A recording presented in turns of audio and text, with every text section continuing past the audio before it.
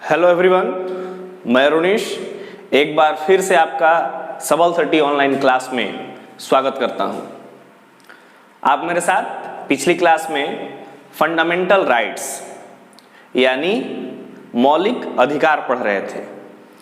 पिछली क्लास में हम लोगों ने एक ओवरव्यू देखा था। मैंने सब 1, 2, 3, 4, 5 करके ऐसे 6 जो फंडामेंटल राइट्स थे उनको सिर्फ मैंने नाम बताया था और वो कितने से कितने आर्टिकल तक हैं इनके बारे में मैंने डिस्कस किया था। और आपको मैंने ये भी बोला था कि फुल एक्सप्लेनेशन पूरी डिटेल के साथ नेक्स्ट क्लास में हम लोग मिलेंगे। तो आज हम लोग इस क्लास में फंडामेंटल राइट्स को फुल डिटेल्स में पढ़ेंगे। 14 में क्या है, 15 में क्या है, 16 में क्या है, ऐसे पूरा एक एक आर्टिकल के साथ। तो चलिए चलते हैं। समय बचाने के लिए मैंने पहले से लिख रखा है आपके लिए, तो देखते हैं हम लोग। जो पहला समानता का अधिकार, पहला फंडामेंटल राइट्स था वो था समानता का अधिकार। आर्टिकल 14 से लेकर 18 तक मैंने ये पहले आपको बता दिया है, ठीक है। आर्टिकल 14 समानता यानी इक्वालिटी, सब लोग क्या हैं, एक समान हैं।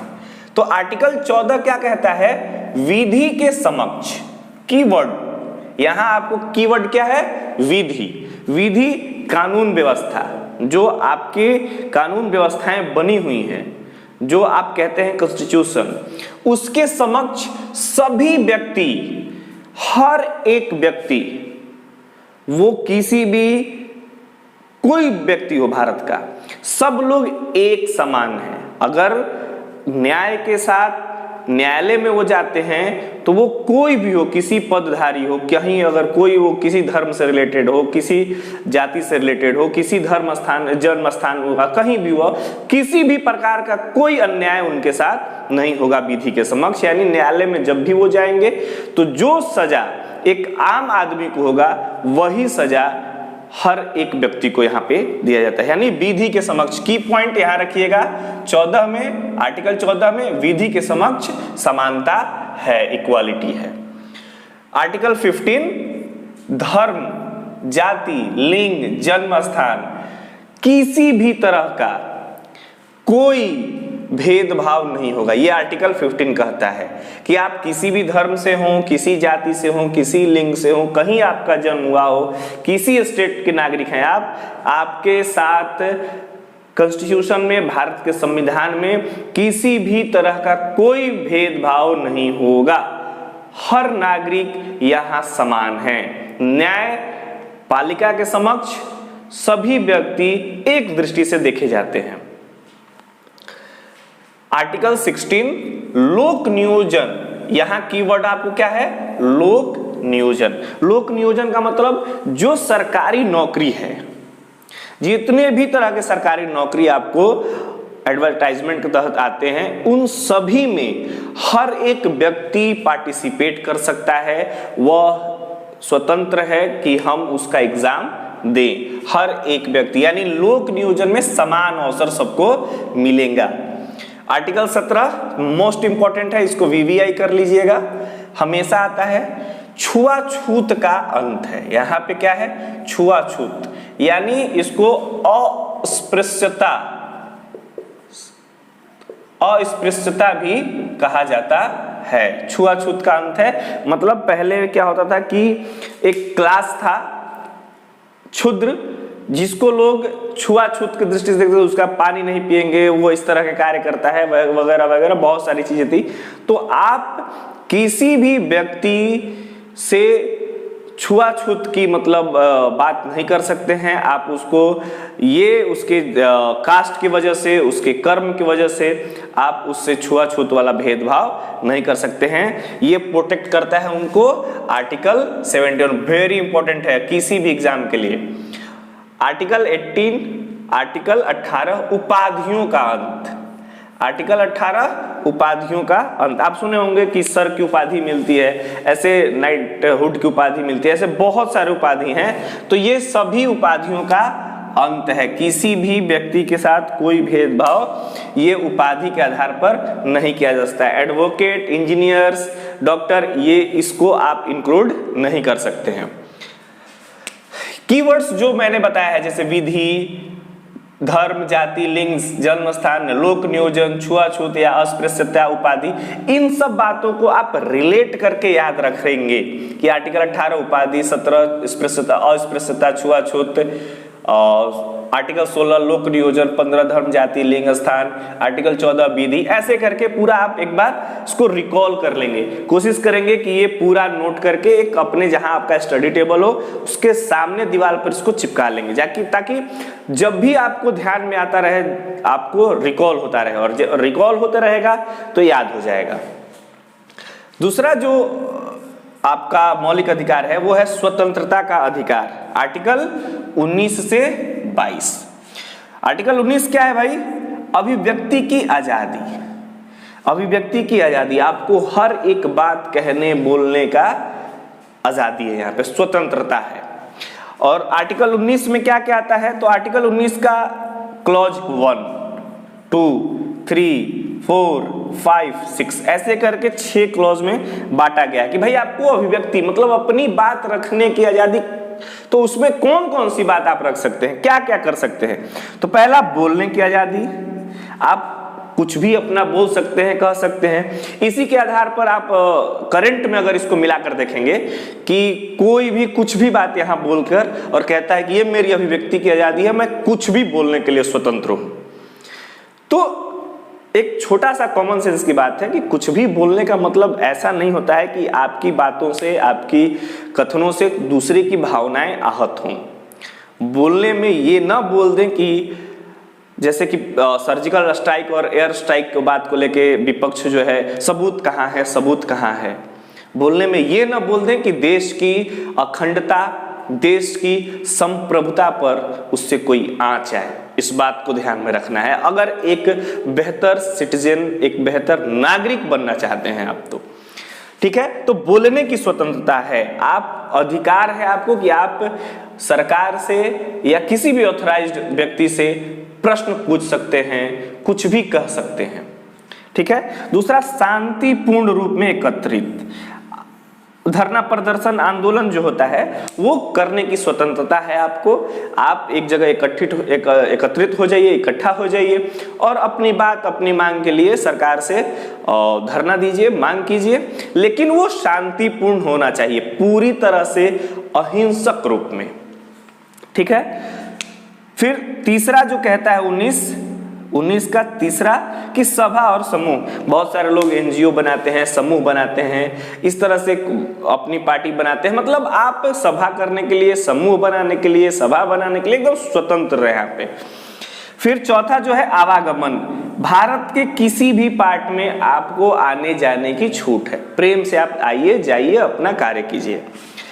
जो पांचवा क्लोज है वो निवास, कहीं भी आप निवास कर सकते हैं। पिछले साल 5 अगस्त 2019 से पहले जम्मू कश्मीर के लिए अलग कानून व्यवस्थाएं थी, ठीक है, लेकिन अब वैसा कुछ नहीं है। तो आप कह सकते हैं कि किसी भी देश, मतलब अपने देश के किसी भी राज्य में कहीं भी आप निवास करने के लिए स्वतंत्र हैं। और 6 जो है वो रोजगार, कहीं भी आप रोजगार करने के लिए भी स्वतंत्र हैं, किसी भी राज्य में आप जाइए और रोजगार कीजिए। आपका ये फंडामेंटल राइट्स है, ये आपको संविधान ने आपको दिया है, ये आपका मौलिक अधिकार है कि कहीं भी जाएंगे और कहीं भी आप रोजगार कर सकते हैं। आपको याद होगा महाराष्ट्र के लोग एक बार उत्तर भारतीयों को भगा रहे थे, तो ये वो अनकॉन्स्टिट्यूशनल थे, असंवैधानिक। कोई भी राज्य में कहीं का भी नागरिक आकर, अब किसी भी दूसरे राज्य का नागरिक आकर रोजगार कर सकता है, रह सकता है, जीवन यापन कर सकता है। ये 19 के क्लॉज हमने देखा। फिर 20, आर्टिकल 20, अपराध के दोष सिद्धि के संबंध में संरक्षण। अब ये क्या है भाई? अपराध, यहां अभिव्यक्ति थी कीवर्ड, यहां अपराध है, दोष सिद्धि है, संरक्षण है, इस चीज को ध्यान से सिर्फ देखना है। तो 20 के जो बात है उसको थोड़ा सा डिटेल किया गया है, 20(1), 20(2), 20(3), ठीक है। तो उसे पहला क्या है, उसे उसी समय के कानून से सजा दिया जाएगा। अब जैसे मान लेते हैं कि अगर आपको अभी चोरी के लिए कानून बनाया गया है कि आपको 10 दिन की जेल रहेगी, एक मान लेते हैं सपोज कि चोरी के लिए कानून बनाया है कि 10 दिन, कोई भी चोर अगर आप घर में चोरी करते हैं तो आपको 10 दिन की जेल दे दी जाएगी। अब ऐसा नहीं है कि आपने घर में गया, उसके घर में बेटी की शादी का सारा सामान रखा था, गहना रखा था, बहुत गरीब परिवार है, एकदम रोस्ट कंडीशन था, लेकिन फिर भी अपने बेटी की शादी के लिए सारा सामान रखा था और आप गए चुरा कर लाए। ये बहुत जघन्य अपराध आपने किया, लेकिन उसके लिए भी आपको 10 दिन का ही जेल होगा। और यदि आप किसी के घर में गए, मोबाइल उठाकर, आजकल कॉमन चीज है, मोबाइल चोरी घटनाएं बहुत आराम से हो जा रही है, वो भी बैचलर लाइफ में लोगों के साथ, आप गए उसका मोबाइल चुरा कर ले गया, ये प्रूफ हो गया कि आपने मोबाइल चुराया, तो उसके लिए भी 10 दिन की ही जेल होगी।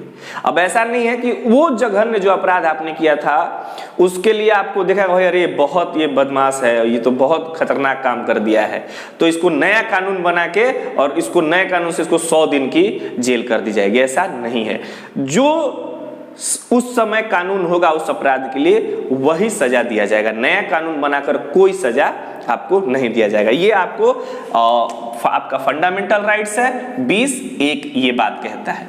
20(2) खुद के विरुद्ध गवाही देने के लिए बाध्य नहीं किया जा सकता है। ये सब बात छोटी छोटी चीजें हैं और इसको मार्क कीजिएगा। जैसे रिमांड पर पुलिस लेती है या फिर पहले आपको जेल में भेज दिया जाता है, तो आपसे जबरदस्ती, आपके बिना मर्जी के कोई कुछ भी नहीं लिखा सकता है।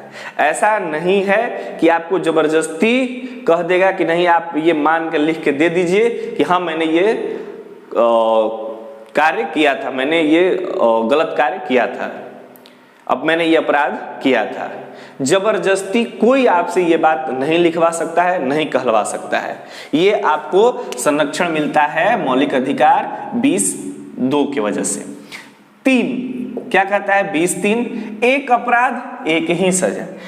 आपने एक बार मर्डर कर दिया, 2 बार मर्डर कर दिया, 3 बार मर्डर कर दिया, 4 बार, आपने एक अपराध किया है, मर्डर का आपने किया है तो एक अपराध है, एक ही तरह का अपराध है भाई, तो उसके लिए एक ही सजा का प्रावधान है। ऐसा नहीं है कि 50 मर्डर का 50 बार आपको सजा दिया जाएगा, ऐसा नहीं है। ये आपका मौलिक अधिकार है 20(3) में, ठीक है। अब आते हैं हम लोग आर्टिकल 21, प्राण एवं दैहिक जीवन निजता का अधिकार, ठीक है। प्राण एवं दैहिक जीवन निजता का अधिकार, ये आर्टिकल 21 है, इसको भी आप ध्यान में रखेंगे, ये VVI है।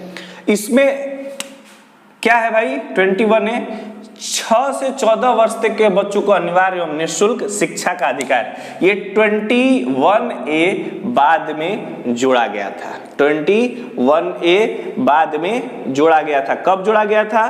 तो 86th कॉन्स्टिट्यूशनल अमेंडमेंट से, संवैधानिक संशोधन से 2002 में, ठीक है। ये बाद में जोड़ा गया था 86वां कॉन्स्टिट्यूशनल अमेंडमेंट से 2002 में। यानी आपको प्राण, दैहिक जीवन और निजता का अधिकार है। आप अपने पर्सनल लाइफ को गोपनीय रख सकते हैं, कॉन्फिडेंशियल रख सकते हैं, किसी से शेयर करेंगे नहीं करेंगे। आपका जीवित जिंदा रहना आपका ये अधिकार है।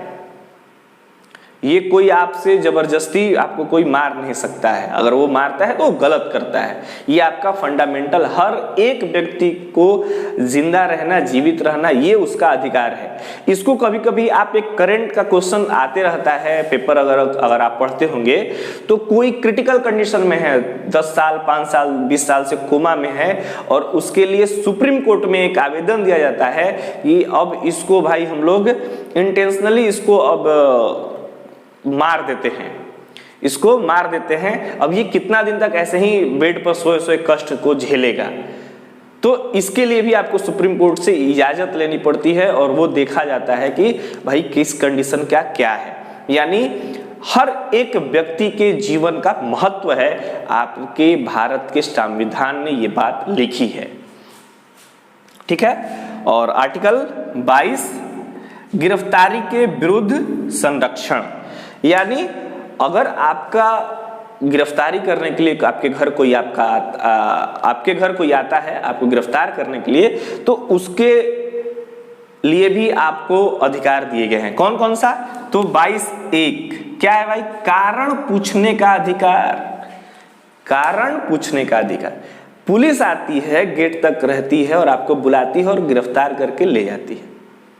ऐसा नहीं है, आप कारण पूछ सकते हैं। ये आपको अधिकार दिया गया है कि किस जुर्म में और किस बात के लिए आप हमको गिरफ्तार कर रहे हैं।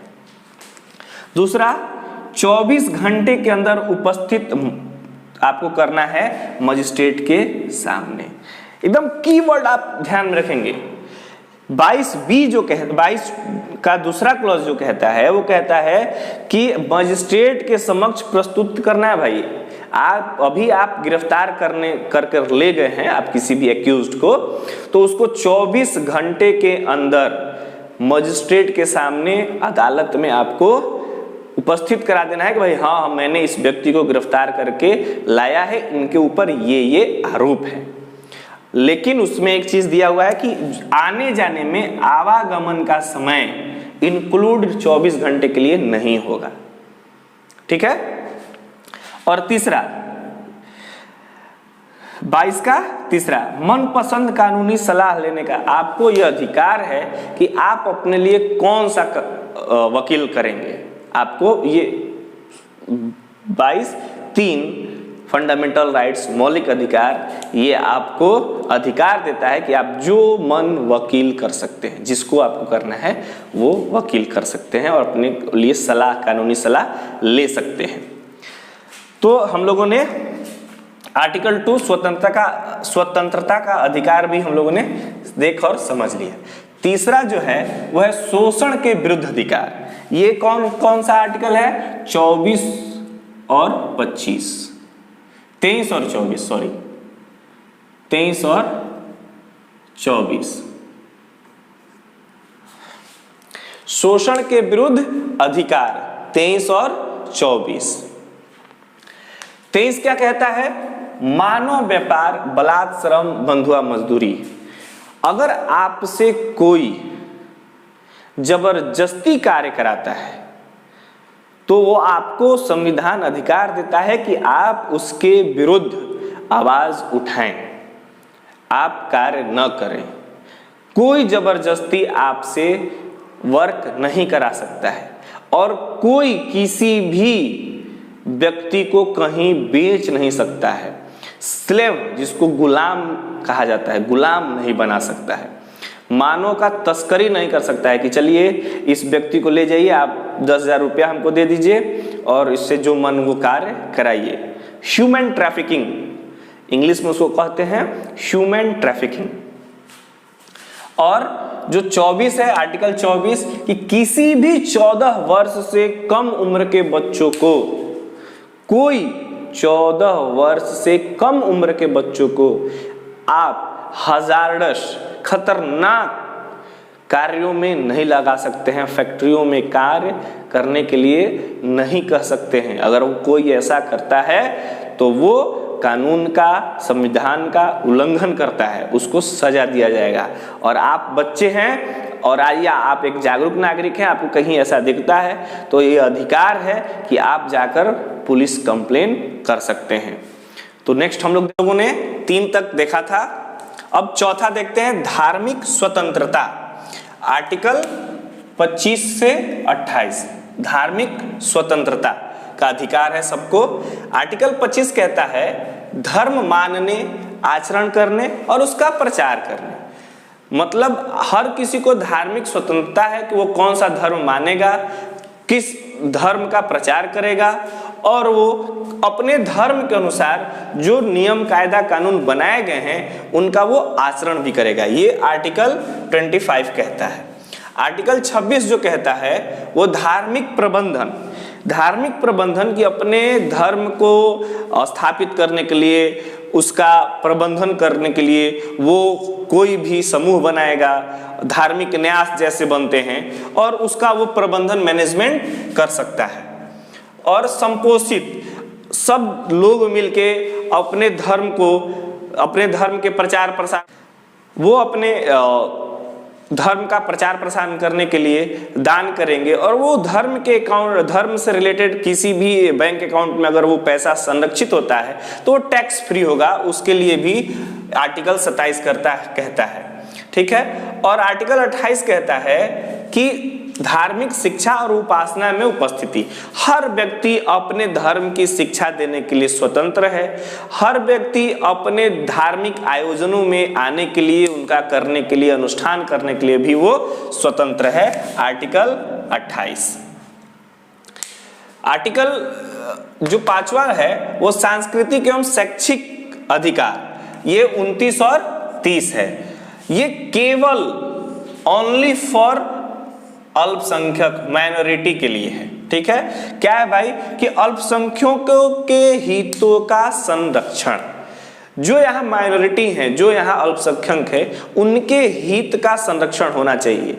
डेलिबरेटली कोई जानबूझ के उनके हितों को प्रभावित नहीं करेगा, ये आर्टिकल 29 कहता है। ठीक है, आर्टिकल 30 कहता है अल्पसंख्यकों के शिक्षा संबंधी प्रावधान एवं संरक्षण। अल्पसंख्यकों को यह अधिकार है कि वो अपने धर्म, अपने जो शिक्षा है उसका बढ़ावा कर सकें, उसका संरक्षण कर सकें, जो उनकी मूल्य है, जो उनका परंपरा है, जो उनकी संस्कृति है, उसका वो लोग संरक्षण कर सके। आर्टिकल 30। आर्टिकल 30 हो गया। जो 6 नंबर का है संवैधानिक उपचारों का अधिकार, राइट टू कॉन्स्टिट्यूशनल रेमेडीज, संवैधानिक उपचारों का अधिकार, आर्टिकल 32। ठीक है, तो आप सोच रहे होंगे 31 कहां गया, तो 31 जो है मैंने पिछले वीडियो में बताया है कि ये राइट टू प्रॉपर्टी था, राइट टू प्रॉपर्टी था, जिसको बाद में यहां से फंडामेंटल राइट से हटाकर कानूनी अधिकार कर दिया गया था। ठीक है, अब ये फंडामेंटल राइट नहीं था। पिछली वीडियो में मैंने बताया है कि किस संविधान संशोधन के तहत कानूनी अधिकार बनाया गया है राइट टू प्रॉपर्टी को। आपके लिए प्रश्न है, पिछली वीडियो में भी मैंने बताया है, और ये आप इसका उत्तर कमेंट बॉक्स में जरूर देंगे कि किस संविधान संशोधन के तहत संपत्ति के अधिकार को फंडामेंटल यानी मौलिक राइट से निकालकर कानूनी अधिकार की श्रेणी में रख दिया गया था। आई होप सब लोग इसका उत्तर जरूर कमेंट बॉक्स में देंगे कि किस संविधान संशोधन के तहत संपत्ति के अधिकार को कानूनी अधिकार के रूप में ऐड किया गया था। संवैधानिक उपचारों का अधिकार, आर्टिकल 32। आर्टिकल 32 के तहत जो है सुप्रीम कोर्ट रिट जारी करता है, और आर्टिकल 226 के तहत हाई कोर्ट रिट जारी करता है। संवैधानिक उपचारों का अधिकार ये है, इसमें हर एक व्यक्ति के फंडामेंटल राइट्स के संरक्षण की बात की गई है।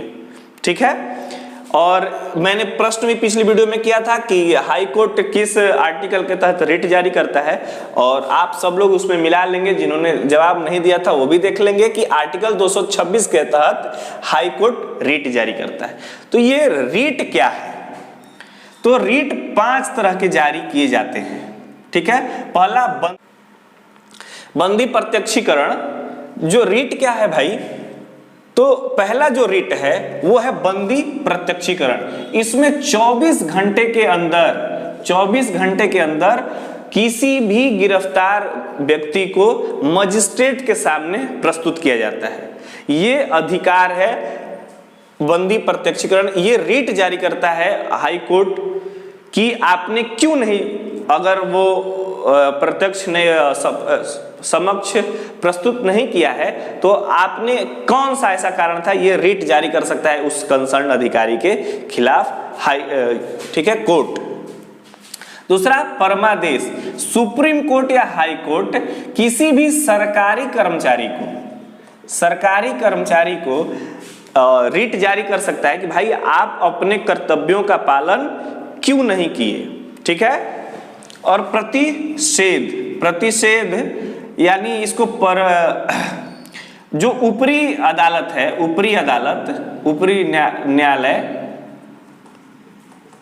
ऊपरी न्यायालय निचली न्यायालय को ये रिट जारी करता है कि आप ये जो आप कार्य कर रहे हैं, जो आप केस देख रहे हैं, ये आपके अधिकार क्षेत्र में नहीं है, आप इसको नहीं देख सकते। तीसरा रिट है, उसमें ऊपरी अदालत निचली अदालत को यह बताता है कि ये विषय आपके अधिकार क्षेत्र में नहीं आता है।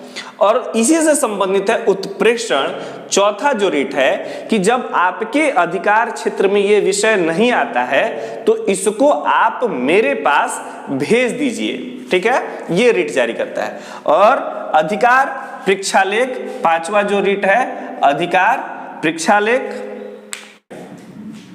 इसके बाद जो आर्टिकल 33, 34 और 35, इसमें संसद जो है आर्टिकल 33 के तहत संसद के पास ये अधिकार है, सेना या कह सकते हैं कि सशस्त्र बल जो भी हैं, इनके फंडामेंटल राइट्स को ये बताता है कि भाई क्या आपके लिए फंडामेंटल राइट्स है और क्या नहीं है। इसलिए संसद के पास अधिकार है क्योंकि ये देश की सिक्योरिटी के लेकर संबंध में है। इसलिए संसद इस बात को साबित करता है कि भाई क्या आपके पास अधिकार है और क्या नहीं है। इसलिए आप देखते होंगे कि सिक्योरिटी पर्सनल्स जितने भी होते हैं वो बहुत ही कड़े अनुशासन में बंधे होते हैं, ठीक है। और आर्टिकल 34 के तहत संसद उस क्षेत्र में जहां मार्शल लॉ लगा हुआ है, मार्शल लॉ लगा हुआ है, उसके फंडामेंटल राइट्स को कम कर सकता है और कह सकता है कि भाई ये आपका राइट नहीं है क्योंकि यहाँ पे सेना कानून लगा हुआ है, मार्शल लॉ लगा हुआ है, ठीक है।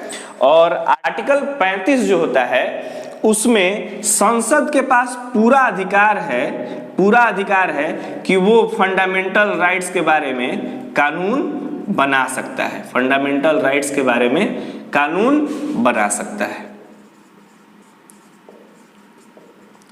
कानून बना सकता है। इससे संबंधित एक केस है कि फंडामेंटल राइट से संबंधित, और अभी हाल फिलहाल करंट से रिलेटेड वो केस है। वो व्यक्ति जो इससे संबंध रखते हैं फंडामेंटल राइट्स से, बहुत ही चर्चित केस है और अभी करंट से रिलेटेड है। आप उस व्यक्ति का नाम जरूर कमेंट बॉक्स में लिखेंगे। कौन व्यक्ति जो है वो बहुत प्रसिद्ध केस है और किसी भी सिविल एग्जाम्स में उससे प्रश्न आते हैं, ठीक है। और अगर बहुत डीप जाकर क्वेश्चन आएगा पॉलिटी से तो उससे जरूर क्वेश्चन आता है। उस व्यक्ति का नाम आप हमें कमेंट बॉक्स में जरूर देंगे।